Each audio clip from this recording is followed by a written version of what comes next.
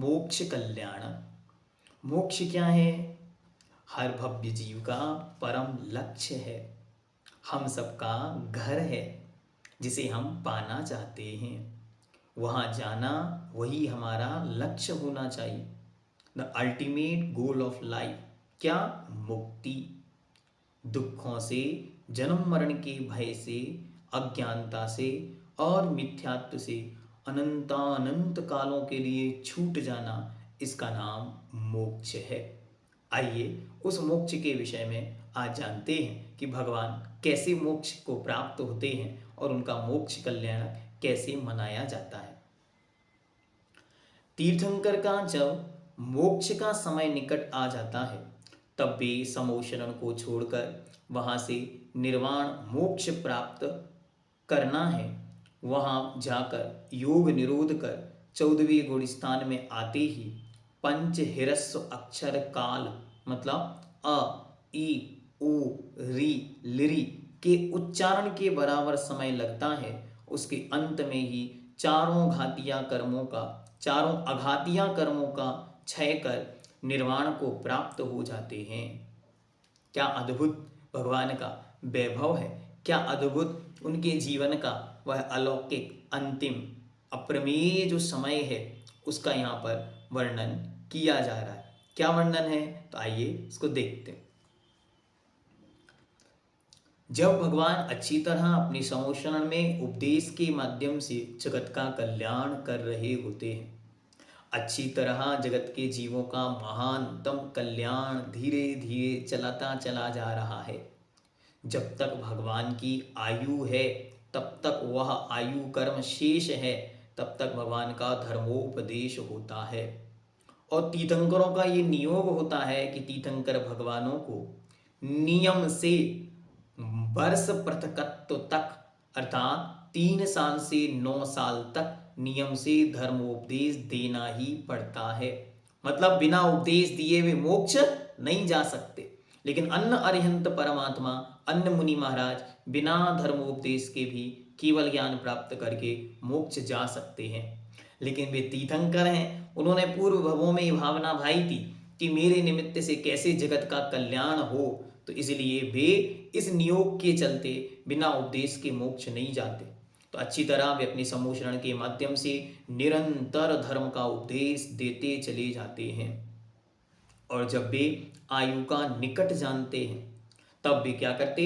उस समोशरण को छोड़ देते हैं और समोशरण छोड़कर जिस स्थान से मुक्ति को प्राप्त करना है उस क्षेत्र की ओर चले जाते हैं। और उस क्षेत्र पर जाकर अपने हाथों पर हाथ रख के या तो पद्मासन से या फिर खड्गासन से, जो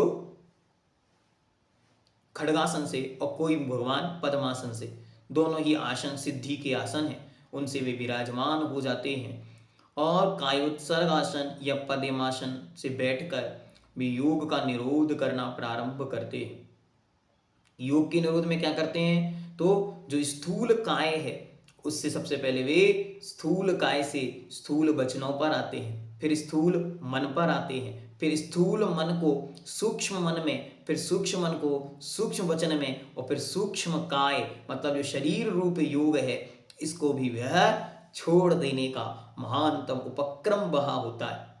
फिर यदि उनके उस समय आयु कर्म थोड़ा सा बचा है, मात्र अंतर मुहूर्त, और उस अंतर मुहूर्त से अधिक यदि कोई और कर्म बचा है, तो वहाँ 3 कर्म और हैं, तो उन 3 कर्मों की स्थिति यदि उस आयु कर्म से अधिक है, वेदनी, नाम और गोत्र, तो वे क्या करेंगे? समुद्घात होगा और उसे बोलते हैं केवली समुद्घात।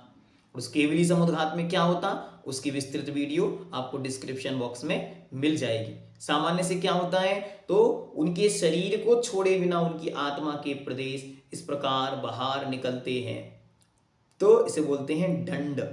फिर वह इस तरह खुल जाता है, इसको बोलते हैं कपाट, और फिर वो फैलने लगता है, इसे बोलते हैं प्रतर, और पूरे लोक में उनकी आत्मा फैल जाती है, इसे बोलते हैं लोक पूरण।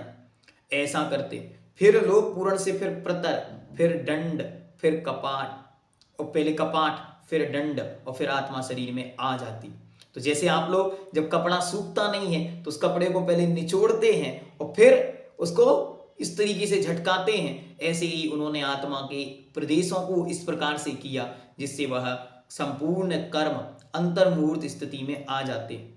धीरे धीरे वह अंतर्मुहूर्त बीतता चला जाता है और जब जीवन का अंतिम क्षण आते हैं उतने ही क्षण में कितना काल, पंच लघु हिरस्व अक्षर काल, मतलब अ ई उ री लृ, इतना सा बोलने का जो काल है, किनके द्वारा इतना सा बोलना, जो वाक रिद्धि वचन रिद्धि के धारी मुनि महाराज हैं, उनके द्वारा इतना बोलने में जितना समय लगता है उतनी देर में भी भगवान अपने जो बचे हुए शेष 85 कर्म हैं उनमें से पहले 72 और फिर बाद में 13 कर्मों को नष्ट कर देते हैं। और एक क्षण लगता है, एक समय लगता है, यहाँ कर्म नष्ट हुए और वहां आत्मा निकलकर अनंतानंत सिद्धों के सागर में जाकर मिल जाती है और वे सिद्धि को उपलब्ध हो जाते हैं। फिर लौट कर वो आत्मा इस संसार में कभी नहीं आती, कभी दुख को प्राप्त नहीं होती। जिस आसन से वे अंतिम समय बैठे थे उसी आसन से वे सिद्धालय में अनंतानंत काल के लिए वो आत्मा जाकर बैठ गई। जितना उनके अंतिम शरीर का प्रमाण था, मतलब जितना उनके अंतिम शरीर का मेजरमेंट था, उस मेजरमेंट से थोड़ी कम आत्मा के प्रदेश ही शरीर का आकार लेकर वहां पर अनंत काल के लिए जाकर विराजमान हो गए। जय अनंतानंत सिद्ध परमेष्टि भगवंतों की जय हो, जय हो, जय हो। अब हुआ क्या उसके विषय में बतलाते हैं। उसी समय देव तीर्थंकर की निर्वाण भूमि में आते हैं। किसी को पता चला नहीं चला नहीं पता, कब भगवान मोक्ष चले गए।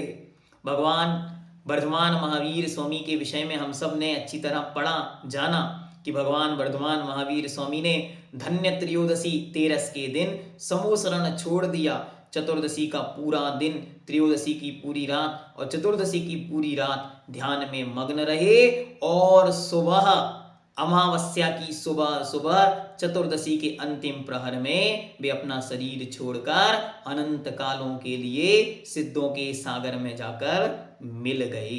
कहाँ सब ये घटित हुआ? पावापुर महातीर्थ पर। ऐसे ही 24 तीर्थंकर अनंतानंत सिद्ध परमात्माओं के विषय में ऐसे ही जानना चाहिए। और अब जब ये सब कुछ घटित हो गया तो देवतागण जल्दी जल्दी अपने विमानों में बैठकर वहां से भागना प्रारंभ करते हैं कि भगवान को मोक्ष हो गया, भगवान को मोक्ष हो गया। और तीर्थंकर के परम पवित्र शरीर को रत्नमयी पालकी में विराजमान कर नमस्कार करते हैं। इस विषय में अच्छी तरह ध्यान रखना। 2 प्रकार के कथन आगम में मिलते हैं। एक कथन के अनुसार तो जैसे ही भगवान शरीर छोड़ते हैं वैसे ही उनका संपूर्ण शरीर कपूर की भांति उड़ जाता है, मात्र नाखून और केस दोनों ही वहां बचे रहते हैं। तो दूसरे प्रमाण के अनुसार कि भगवान का पूरा शरीर एज इट इज वहां मिल जाता है, स्थित रहता है। तो देवता लोग क्या करते हैं, उसे एक पालकी में विराजमान करके, और जैसे आज हम वर्तमान में डोला निकालते हैं उसी प्रकार उत्सव मनाते हैं। तदनंतर अग्नि कुमार जाति के जो देव हैं वे अपने मुकुट से अग्नि उत्पन्न करके तीर्थंकर के अंतिम शरीर का अंतिम संस्कार करते हैं। और वे अंतिम संस्कार कौन करता है? तो अग्नि कुमार जाति के देवों के मुकुट में से अग्नि प्रज्वलित होती है और उससे भगवान का अंतिम संस्कार किया जाता है। पश्चात उस भस्म को जो अंत में राख शेष रह जाती है को मस्तक पर लगाकर उन जैसा बनने की भावना सब लोग भाते हैं और वह धूली उठाकर सब अपने सिर पर लगाते हैं। वह परम पवित्र धूली रत्नात्रय से पावन जिनका यह परमौदारिक तन है, महान विशिष्ट तन उनका, उसकी धूली भी अपने सिर पर लगाकर उनके जैसे बनने की भावना भाते हैं। फिर समस्त इंद्र मिलकर नाटक, आनंद नाटक करते हैं। इस प्रकार सभी देव विधि पूर्वक तीर्थंकर के निर्वाण कल्याण की पूजा कर एवं उस स्थान पर इंद्र वज्र सूची से, जो रत्नों को तोड़ने वाली या रत्नों से बनी हुई एक सूची होती है, सुई है, एक प्रकार का वो होता है, यंत्र होता है, के द्वारा स्वस्तिक का निर्माण कर देता है। चरण चिन्ह बाद में बनाए जाते हैं। जिस स्थान पर भगवान मोक्ष गए वहां इंद्र अपनी वज्र सूचिका के माध्यम से एक प्रकार की जो विशेष यंत्र है उसके माध्यम से वहां एक स्वस्तिक का अंकन करता है तथा बाद में वहां पर चरण चिन्ह बनाए जाते हैं और इंद्र तथा देव अपने अपने स्थान पर वापस चले जाते हैं। इस प्रकार यह मोक्ष कल्याणक का विधान आपके सामने अच्छी तरह बतलाया गया। इस प्रकार परमात्मा के ये पांचों कल्याणक पूर्ण हुए। इस युग में हम सब ने, क्योंकि यद्यपि शाश्वत परम सिद्ध भूमि समेत शिखर जी है और वहीं से सारे तीर्थंकर आज तक मोक्ष गए हैं, जाए हैं और आगे भी जाएंगे, लेकिन हम सबके परम सौभाग्य से अन्य अन्य स्थानों पर भी तीर्थंकर परमात्माओं ने इस हुंडा सर्पणी काल के दोषवशात निर्वाण को प्राप्त किया। ऐसे परम पिता परमेश्वर प्रथम तीर्थंकर श्री विश्वेश्वर महादेव आदि शिव आदि योगी आदि जिन परम प्रजापति श्री भगवान आदिनाथ महास्वामी ने कैलाश पर्वत पर अष्टापद जिसे कहते हैं वहां पर मोक्ष को प्राप्त किया। जो अष्टापद सिद्ध धाम की जय हो जय हो जय हो। 12वें नंबर पर श्रीवास पूज्य भगवान, इन्होंने चंपापुर में निर्वाण को प्राप्त किया जो वर्तमान में बिहार राज्य के भागलपुर जिले में भागलपुर के निकट स्थित है। इसके बाद 22वें नंबर के भगवान नेमिनाथ महास्वामी, जिन्हें अरिष्ट नेमि के नाम से जाना जाता है, जिनके चरणों की सेवा श्री कृष्ण नारायण ने की, ऐसे वे पवित्र परम पूज्य भगवान नेमिनाथ महास्वामी ने गिरनार पर्वत जिसे ऊर्जंत महाशिखर भी कहते हैं, उस ऊर्जंत गिरनार पर्वत की पंचम टोंक से निर्वाण को प्राप्त किया। तो चलो गिरनार परम सिद्ध धाम की जय हो जय हो जय हो। चंपापुर सिद्ध धाम की जय हो जय हो जय हो।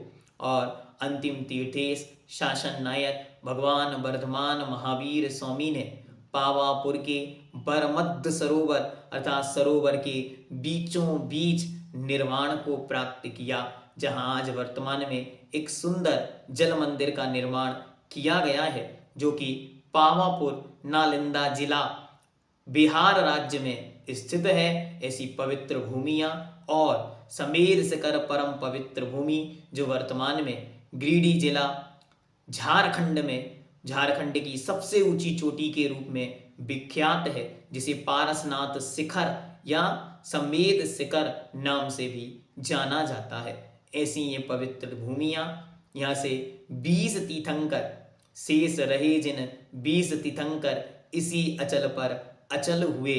और आचार्य भगवंत ने एक सुंदर पंक्ति लिखी कि मुनि साधक जो भी जहाँ समाधि साधित भूमि जहाँ मुनि साधक के हो चरण पड़े, सो भवलय में हम चरण पड़े। हम सब उन मुक्ति के पथ पर चलने वाले जीव बारंबार उन पवित्र भूमियों को बारंबार नमस्कार करते हैं, भावना भाते हैं कि जैसे सुंदर पंक्तियों के साथ निर्वाण कांड के अंदर, निर्वाण भक्ति के अंदर जिन जिन निर्वाण क्षेत्रों का वर्णन है, हम सब उनकी भक्ति करते हुए सिद्ध भक्त साक्षात सिद्ध पद को प्राप्त करें। इस पवित्र भावना के साथ दिल भगवान के मोक्ष कल्याणक की जय हो जय हो जय हो।